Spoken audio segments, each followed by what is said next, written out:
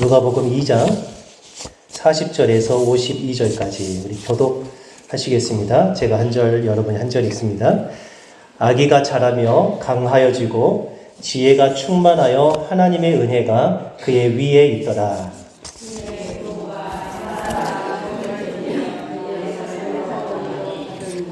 예수께서 12살 되었을 때에 그들이 이 절기의 관례를 따라 올라갔다가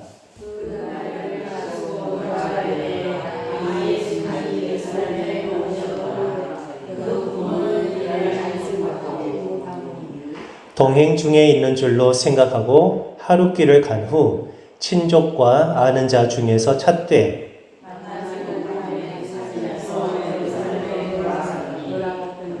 사흘 후에 성전에서 만난즉 그가 선생들 중에 앉으사 그들에게 듣기도 하시며 묻기도 하시니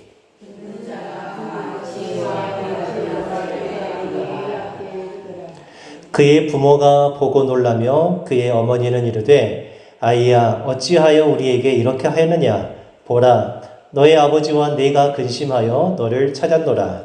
예수께서 이르시되 어찌하여 나를 찾으셨나이까 내가 내 아버지 집에 있어야 될 줄을 알지 못하셨나이까 하시니 그 부모가 그가 하신 말씀을 깨닫지 못하더라. 예수께서 함께 내려가사 나사렛에 이르러 순종하여 나가시더라. 그 어머니는 이 모든 말을 마음에 든다. 같이요. 예수는 지혜와 키가 자라가며 하나님과 사람에게 더욱 사랑스러워 가시더라. 아멘. 자, 오늘은 아주 짧게 말씀을 나누는데요. 하나님 신앙 중심의 양육. 그러니까 양육은 자녀를 기르는 거잖아요.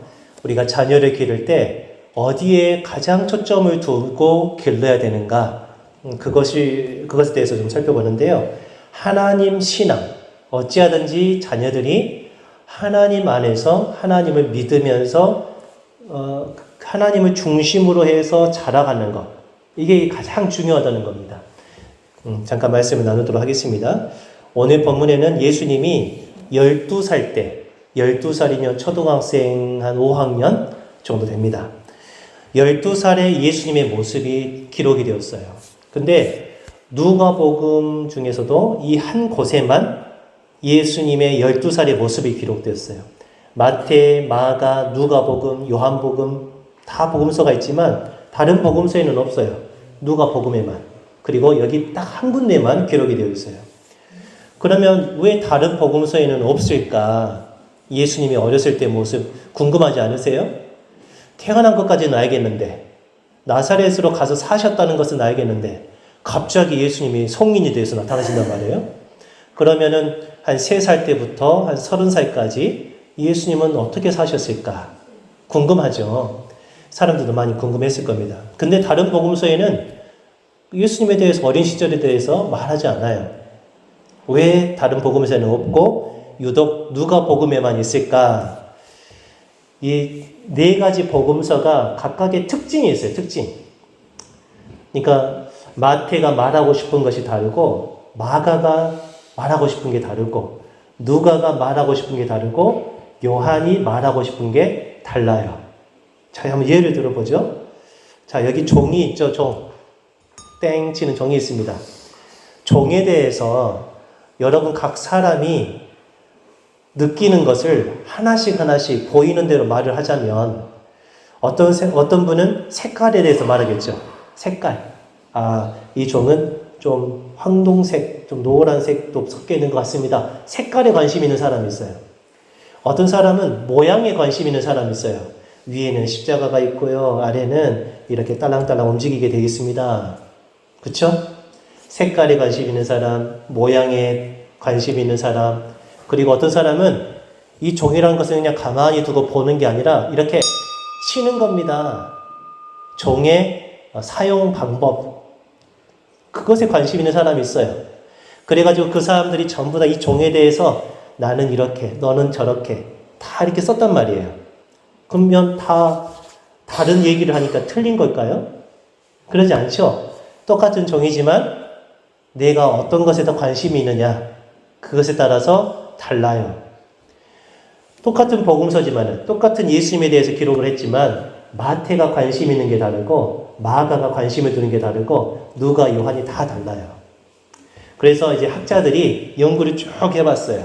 그래서 마태라는 사람은 예수님에 대해서 소개할 때 도대체 예수님을 누구라고 소개하느냐라고 했을 때 왕으로 소개한다. 왕. 그래서 예수님이 탄생하셨을 때 동방 박사들이 거기 동방이 왕들이거든요. 왕들이 예수님께 와서 경배를 해요. 그래서 예수님은 왕이시구나. 이걸 막 높여서 기록을 한 거예요. 마가복음은요, 이제 왕이 아니라 그분은 왕이시긴 하지만 종이에요, 종. 아주 낮은 데서부터 시작한, 그리고 마지막에는 십자가에서 처참하게 죽은 하나님의 종으로서 예수님을 기록한 거예요. 누가복음은요, 예수님은 왕이시고 종이시기도 하지만 누가는 더 관심이 두고 싶은 게 뭐냐면 진짜 예수님의 사람의 모습을 막 그리고 싶은 거예요. 사람. 어떤 사람 딱 보면은 참 인정이 없다 그러잖아요. 어떤 사람은 저 사람 참 인정이 있어 그러죠. 예수님이 사람이신 것에 대해서 좀 초점을 많이 맞췄어요. 사람. 요한복음은요, 예수님은 사람이시지만 그분은 그냥 사람이 아니고 하나님이시다. 하나님이시다. 그래서 예수님이 하늘에 막 계신 분으로 이렇게 막 묘사를 해요. 그러니까 예수님 한 분을 두고 네 사람이 다 다르게 말을 해요.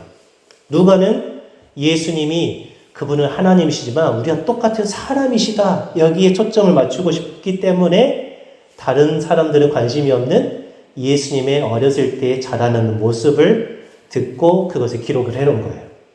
이건 신학교에서 가서 배우는 겁니다. 여러분 지금 신학생들입니다. 네.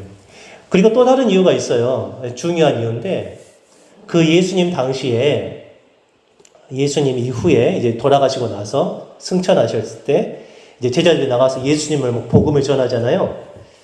근데 사람들이 예수님에 대해서 오해를 하기 시작했어요. 그 사람은 그분은 실제로 사람이 아니고 그냥 눈에 보이고 떠다니는 유령이야, 유령. 몸이 없어. 영이야, 영. 이런 식으로만 이렇게 생각을 하는 거예요. 그래가지고 예수님은 사람이 아니다. 그분은 그냥 하나님의 영으로만 온 것이다. 라는 그런 이단이 있었습니다. 이단. 그래가지고 누가는 아니야. 예수님은 우리가 똑같이 12살의 시절에 있었던 일을 기록하면서 그분은 우리와 똑같은 성장 과정을 거치셨어. 그분은 사람이셔. 예수님이 사람이시기 때문에 십자가에 죽으신 거 아닙니까? 그렇죠? 그러니까 예수님이 우리의 몸을 입고 있는 똑같은 사람이라는 게 정말로 중요한 겁니다. 사람이 아니라면 피 흘리고 죽으실 수가 없고 예수님이 죽지 않으셨다면 죄는 그대로 있는 겁니다. 아무튼 이런 배경을 가지고 누가는 예수님의 12살 시절의 모습을 딱 한 번 기록을 한 거예요. 그만큼 중요한 겁니다. 그럼 예수님은 12살 때 사람들에게 어떤 평가를 받았을까요? 12살 때. 어렸을 때, 저 아이는 내가 한번 궁금하다. 어떻게 자랄지. 그쵸? 저 아이는 볼 것도 말 것도 없어. 딱 보니까는 인생이 어렵게 생겼네. 이렇게 우리가 평가를 하잖아요. 네, 그런 말은 안 하겠지만, 예수님은 어렸을 때 어떤 평가를 받았을까요? 오늘 40절과 52절에 나왔어요. 우리 같이 한번 볼까요? 40절에 아기가 자라며 강하여지고 지혜가 충만하여 하나님의 은혜가 그의 위에 있더라 그랬습니다. 또 52절 예수는 지혜와 키가 자라가며 하나님과 사람에게 더욱 사랑스러워 가시더라.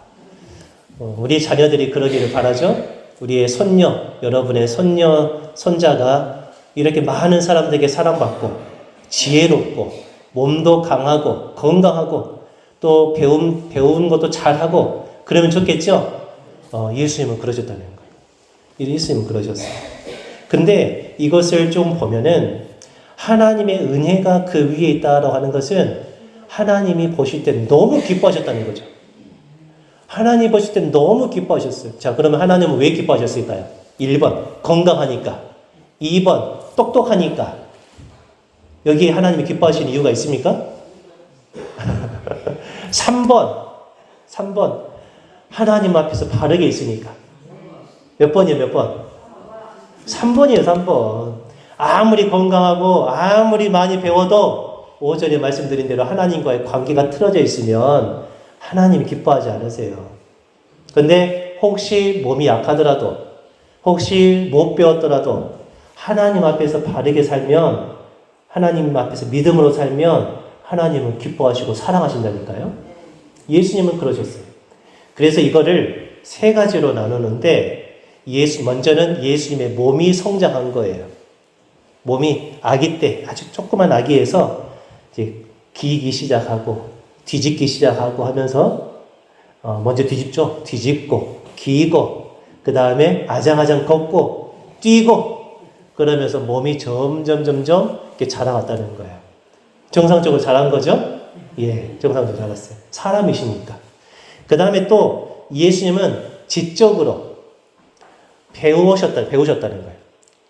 랍비들한테, 선생님들한테서 가서 배우고, 교회 가서 성경을 배우고, 선생님들에게 질문도 하고 하면서 계속해서 이 지식을 쌓아갔어요.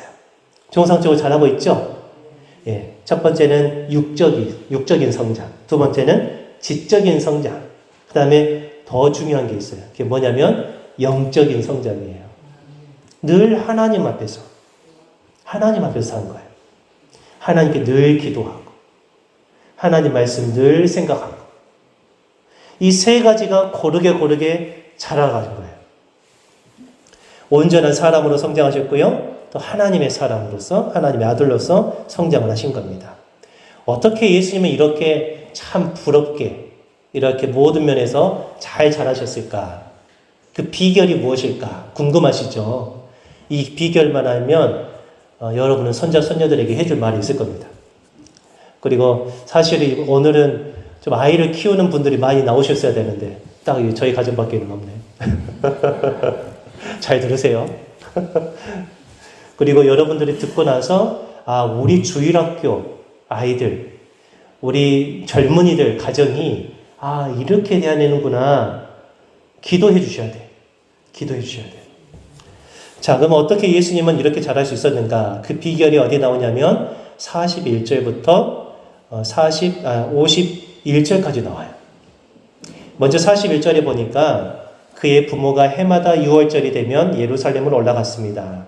예수님은 명절 때마다 하나님의 성전에 가서 거기서 예배를 했어요. 그때 12살입니다. 12살 때 올라가는데 예루살렘 성전에서 모든 명절, 모든 절기를 다 지키고 이제 다시 집으로 가시는 길이에요. 그때는 한 2, 3일 정도 걸렸겠죠? 다 걸어 다니셨으니까. 친척끼리 다 우르르 이렇게 몰려갔습니다. 그래서 이제 남자들은 남자들대로, 여자들은 여자들끼리 모여서 우르르르 갑니다. 그러니까 당연히 아기 예수님도 이제 12살 자기 아들도 좀 같이 가고 있는 줄로 그 부모가 생각한 거예요. 마리아하고 요셉이. 근데 한 3일쯤 가다가 보니까 생각나서 찾아보니까 세상에 안 보이네요. 예수님이 안 보여. 아들이 안 보여. 12살짜리인데. 그래가지고 아들이 잃어버렸다고 난리를 치면서 다시 그 길을 되돌아갑니다. 그래서 또 3일 걸렸겠죠? 그래서 계속 가는데 안 보여요. 안 보여. 예루살렘으로 갔어요. 한참을 뒤지고 다니다가 성전에 들어가 보니까 세상에 거기 딱 앉아있네요. 누가요? 예수님이 몇 살이요? 12살짜리가 초등학교 5학년이 뭘 알겠어요. 그래도 3일 동안 밥은 어떻게 먹었을까요? 그죠? 잠은 어디서 자고요?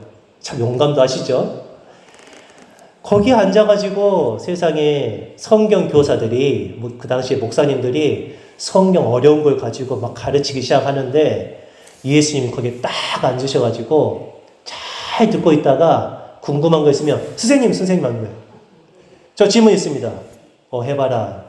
이거 이 뜻은 무엇입니까? 방금 전에 선생님이 이렇게 말씀하셨는데 다른 성경에 보니까 이것이 좀 아닌 것 같은 그런 말씀이 있는데 이건 어떻게 해석을 해야 됩니까? 라고 막 물어봐요. 그러니까 선생님이 막 당황하는 거죠. 땀을 막 삐질삐질 흘리는 거예요. 선생님은 그것만 알거든요. 다른 건 잘 모르거든요. 근데 예수님은 얼마나 지혜로우신지 딱 듣고 아는 거예요. 그리고 아주 지혜롭게 말을 해요. 사람들이 감탄을 해요. 아, 저 꼬맹이가 도대체 어디서 이렇게 배웠길래 저렇게 랍비들도 꼼짝 못하는 그런 질문들을 하면서 그러는가? 이 어려운 말을 어떻게 저 꼬맹이가 알아듣는가? 놀랍게 여겼습니다. 그래서 47절에 나오죠? 듣는 자가 다 그 지혜와 대답을 놀랍게 여기더라. 놀랍게 여기더라. 그렇게 하고 있어요. 그때 그 부모가 놀라면서 그 어머니가 말을 하죠. 야, 아들아, 왜 우리에게 이렇게 했느냐? 집에 가자고 할 때 같이 따라왔어야지. 왜 혼자 여기 있느냐? 보라, 너의 아버지가, 여기서 말하는 너의 아버지는 누구요? 요셉. 요셉이, 그리고 내가 근심하면서 너를 찾았어. 근데 왜 여기 있는 거야 도대체? 아버지가 엄청나게 근심했어. 라고 하니까 49절에 재미있는 말씀을 하세요. 예수께서 이르시되 왜 어찌하여 나를 찾으셨습니까? 내가 내 아버지 집에 있어야 하는 거 알지 못하셨습니까? 지금 마리아는 뭐라고 했습니까? 너의 아버지 요셉이 근심해서 아버지 집에 가야지. 저 나사렛으로 가야지. 왜 여기 있는 거야? 그러니까 예수님은 왜 놀라십니까? 왜 저 찾으셨습니까? 저는 제 아버지 집에 있어요 지금. 여기서 말하는 아버지는 누구요? 하나님인 거예요. 하나님. 하나님. 근데 이 말을 마리아가 듣고 어안이 벙벙한 거예요. 이게 뭔 말이지? 아직은 예수님이 누구신지 정확하게 알지를 못했던 거예요. 깨닫지를 못해요. 그래도 예수님은 일어나셔서 그 육신의 부모 요셉과 마리아와 함께 집에 가서 또 지극정성으로 효도하면서 또 잘합니다. 이제 그런 내용들이 나와 있어요. 자, 여기서 정말 중요한 게 있어요. 예수님이 12살 예수님이 확실히 알고 있는 것 두 가지가 있는 거예요. 두 가지. 이 두 가지 때문에 예수님은 굉장히 다른 아이들과는 다른 거예요. 다른 거예요. 첫 번째는 내가 누군지를 알았다는 거예요. 내가 누군지를 알았다는 거예요. 자기의 정체성을 알았어요. 자, 보세요. 아까 말한 대로 마리아가 그랬죠? 너의 아버지 집에 있어야지. 너의 아버지가 널 찾았어. 거기서 말하는 너의 아버지는 누구의 아들이에요? 그럼 예수님은 요셉의 아들이라고 사람들은 알고 있어요. 마리아조차도 그렇게 알고 있어요. 근데 예수님은 내 아버지 집에 있습니다. 성전에 있습니다. 라고 했어요. 그러면 예수님은 자기를 누구라고 아는 거예요? 하나님의 아들이라고 알고 있는 거예요. 와, 이게 다릅니다. 사람들이 볼 때는 요셉의 아들입니다. 마리아의 아들입니다. 근데 예수님은 내 아버지는 하나님이시라는 거죠. 예, 이걸 확실하게 알았어요. 어떻게 하셨을까? 너무 궁금하지 않으세요? 마리아가 처음에 예수님을 잉태할 때 천사가 와서 알려줬잖아요. 그러므로 나실 바 거룩한 이는 하나님의 아들이라 불릴 것이다. 마리아는 기억하고 있어야 되잖아요. 근데 마리아는 잊어버렸어요. 근데 예수님은 내 아버지는 하나님이십니다. 이렇게 알고 있다는 거죠. 이게 정체성을 알았어요. 내가 누군지를 알았어요. 그리고 두 번째, 내가 무엇을 해야 하는지를 알았어요. 49절에 보면은 내가 내 아버지의 집에 있어야 한다. 라는 말씀하세요. 이것은 좀 정확히 이제 번역을 하자면 성전에 있어야 된다는 뜻이 아니고 아버지의 일들을 해야 합니다. 라는 뜻이에요. 그러니까 예수님은 나는 하나님의 아들로서 하나님의 일을 해야 합니다. 라고 말하는 거예요. 이 두 가지가 다른 거예요. 두 가지. 내가 누군지를 알았고요. 내가 무엇을 하면서 살아야 되는지를 아셨어요. 그러니까 예수님은 성전에 계속 머물러 계신 거예요. 왜요? 아버지가 내 하나님이고 하나님 내 아버지시고 나는 하나님의 일을 해야 되니까요. 그걸 위해서 내가 태어났으니까요. 그걸 알기 때문에 예수님은 남다르게 성장했다는 것을 지금 앞뒤로 우리에게 힌트를 주고 있는 것입니다. 성전에 머물면서 하나님의 말씀을 배워야 한다는 거죠. 그리고 배운 하나님의 말씀을 토대로 해서 하나님의 일을 해야 하는 것. 하나님의 말씀을 배우지 않고 하나님의 일을 하지 않는 인생은 무의미하다는 거예요. 그냥 먹고 살고 죽는 것 뿐입니다. 그냥. 하나님을 알지 못하는 인생은 사실대로 말씀드리자면 짐승과 별반 차이가 없어요. 가만히 한번 보세요. 여러분 혹시 집에서 뭐 기르십니까? 닭을 기르시든지 개를 기르시든지 가만히 보면 개도 먹어요. 개도 마셔요. 요즘은 또 개한테 또 옷까지 입혀줘요. 사람처럼. 걔가 집에서 살아요. 이불도 덮고 살아요. 잡으면 잘 줄도 알아요. 아침 되면 일어나요. 그죠? 물론 우리가 알아듣지는 못하지만 자기 나름대로 말을 해요. 아니 개나 닭이나 우리 사람이나 똑같아요. 먹고 싸고 자는 건 똑같단 말이에요. 근데 결정적으로 다른 게 있죠. 사람이 사람다우려면 자기를 지으신 창조주를 알아야 돼요. 하나님을 알아야 돼요. 그리고 내가 일평생 사는 거, 먹고 살고 죽는 것에 내가 내 인생을 써서는 안 된다는 거죠. 내가 살 때 그냥 돈 많이 버는데 내 인생 쓰는 것이 아니라는 거죠. 그것은 하나님을 알지 못하는 사람들이 더 열심히 잘합니다. 하나님을 아는 사람은 다른 거예요. 뭐죠? 하나님의 일을 하면서 내가 살아야 된다. 그것만이 내게 가치가 있다 하는 거예요. 그것이 가치가 있어요. 그게 의미가 있는 거예요. 만약에 예수님이 성전에 머물지 않고 요셉과 마리아를 따라서 곧장 집으로 갔다고 생각해 보세요. 그러면 성경을 가르치는 교사들에게 가르침을 받을 수 있겠습니까? 질문해서 자기의 궁금하던 것을 점점 더 채워갈 수 있겠습니까? 그 기회를 어디서 얻을 수 있을까요? 하나님을 알 수 있는 기회를 어디서 얻을 수 있을까요? 성전 외에서. 물론 어떤 사람들은 이렇게 말할 수도 있어요. 예수님은 그래도 하나님 아니신가? 그러니까 누구한테 배우지 않으셔도 그냥 아실 것이다. 물론 그랬을 수도 있겠다 생각해요. 근데 예수님이 보여주신 이 모든 것들은 사실 예수님 자신을 위한 게 아니고 우리 믿는 사람들을 위해서 보내보이신 겁니다. 어떻게 해요? 너희가 자녀를 양육할 때, 그리고 너희가 살 때 내가 누군지를 먼저 알아야 된다는 거예요. 나 김보성이라는 사람이 누군지를 알아야 된다는 거예요. 그 다음에 두 번째, 그럼 내가 누군지를 알면 내가 무엇을 하면서 살아야 되는가? 하나님이 내게 주신 사명이 무엇인가? 이 두 가지가 확고히 있어야 된다는 거예요. 이걸 알지 못하면 왼쪽으로 바람 불며 왼쪽으로 가버리고 오른쪽으로 바람 불며 오른쪽으로 가버리고 그렇게 되는 거예요. 그렇게 돼요. 땡중처럼 땡목이 되는 겁니다. 땡중 아시죠? 절에 보면은 땡중이잖아요. 땡목이 돼요. 땡목. 그러면 안 되잖아요. 내게 주신 사명이 있잖아요. 목사에게 주신 사명. 그 사명이 내게 분명히 주어졌다는 것을 알기 때문에 내가 하루하루를 가치 있는 일에 사용하려고 몸부림치는 겁니다. 그런 인생이 가치 있는 거 아니겠습니까? 그러면서 점점 제 자신이 성장하는 거죠. 우리 모두가 다 성장하게 되는 것입니다. 우리가 자녀들을 기를 때 대표적으로 실수하는 것이 있어요. 실수하는 대표적인 게 있어요. 몸이 건강하게 자라기를 바라면서 아주 좋은 것들, 때로는 약도 먹이면서 심지어 또 한의원에 다니면서 침도 맞아가면서 그러면서 이제 키를 막 키우고 막 그래요. 몸이 건강하게 자라기를 바라면서. 그리고 또 좋은 학원에 막 보내요.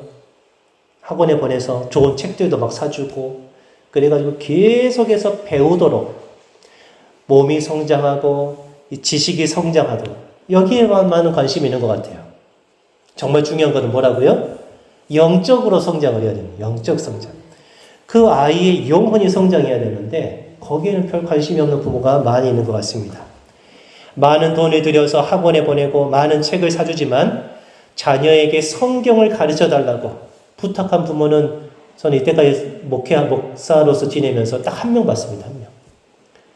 부목사 11년, 강도사 2년, 전도사 2년, 총 15년 하면서 저한테 와가지고 진지하게 목사님, 전도사님, 강도사님 제 자녀에게 주기적으로 성경을 좀 가르쳐 주십시오. 라고 말한 부모는 딱 한 명 있었습니다. 한 명. 그 누구도 물어보지도 않고 그 누구도 관심이 없어요. 우리 자녀가 어떻게 예배하는지 저한테 와가지고 목사님 저는 어른 그 예배 드리느라고 우리 아이들을 못 봤는데 혹시 제 아들, 딸 예배 어떻게 드립니까? 기도는 할 때 장난치지는 않습니까? 찬송을 부를 때 입을 혹시 벌리던가요? 혹시 말썽 안 부리고 혹시 말씀 드릴 때 잠 자지 않던가요? 그렇게 관심 있게 와가지고 저한테 물어보는 부모는 없어요. 신기하죠?